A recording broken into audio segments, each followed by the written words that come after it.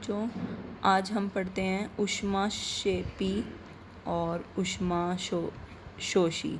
दो ही अभिक्रिया रहती हैं इस पार्ट में, तो आज हम फटाफट इन्हें कर लेते हैं और फिर ये चैप्टर पूरा कंप्लीट हो जाएगा आज। ऊष्माक्षेपी अभिक्रिया, पहले मैं इसकी परिभाषा लिख देती हूँ, उसके बाद बताती हूँ क्या होता है ये।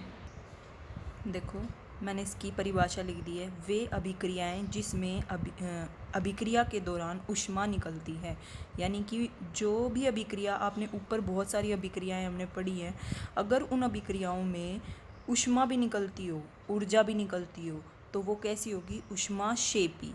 और इसके जस्ट उल्टी होती है ऊष्माशोषी। ऊष्माशोषी का मतलब है कि उसमें ऊष्मा सोख लेता है, मतलब उसमें निकलेगी नहीं, उसमें वो यूज़ करेगा, तो इससे उल्टी होएगी ऊष्मा शोषी। और ऊष्माक्षेपी का मतलब हो गया ऊष्मा निकलने वाली। इसका उदाहरण अगर हम देखें, सबसे पहला उदाहरण हम एक बार ने पहले भी बताया था, प्राकृतिक गैस का दहन। प्राकृतिक गैस में क्या होती है? CO2।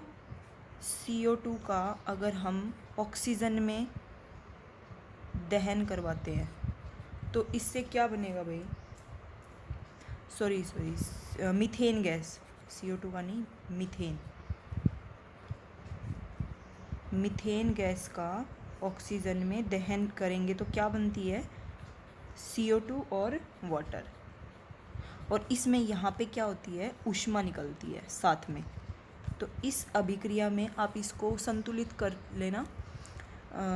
CH4 यहाँ पे 2 ऑक्सीजन आ जाएंगे और 2 ही वाटर आ जाएंगे। इसमें जो ये ऊष्मा निकली है, इसलिए ये इसका एक उदाहरण है, क्योंकि ये ऊष्मा अभिक्रिया पूरी होने के बाद, देखो ये तो उत्पाद हो गए हमारे। उत्पाद निकलने के साथ साथ, बनने के साथ साथ यहाँ पे क्या निकल रही है?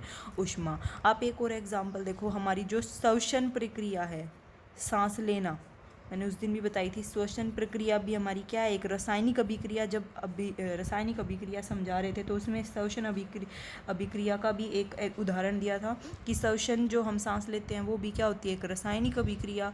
और उस रासायनिक अभिक्रिया में भी वो कैसी है? ऊष्माक्षेपी। यानी आपके पास जो क्वेश्चन आता है वो पेपर में ऐसे आता है कि श्वसन अभिक्रिया ऊष्माक्षेपी अभिक्रिया क्यों कहलाती है, या फिर ये पूछ लिया जाएगा श्वसन अभिक्रिया कैसी अभिक्रिया है, ऊष्माक्षेपी या ऊष्माशोषी।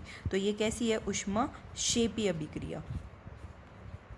इसका मैं रिएक्शन आपको लिख के दिखा देती हूँ। देखो, श्वसन में क्या होता है? ग्लूकोज होता है हमारी कोशिकाओं में। ग्लूकोज का फॉर्मूला C6H12O6। ग्लूकोज हमारी कोशिकाओं में जब वो ऑक्सीजन लेगा तो क्या बनाता है? कार्बन डाइऑक्साइड छोड़ेगा, वाटर छोड़ेगा, और ऊर्जा बताई थी। वो जो ऊर्जा है वो किसके रूप में होती है? ऊष्मा के रूप में, हीट के रूप में। तो ये भी कैसी प्रक्रिया हो गई भैया? एक ऊष्माक्षेपी, क्योंकि यहाँ पे ऊर्जा या ऊष्मा निकलने लग रही है।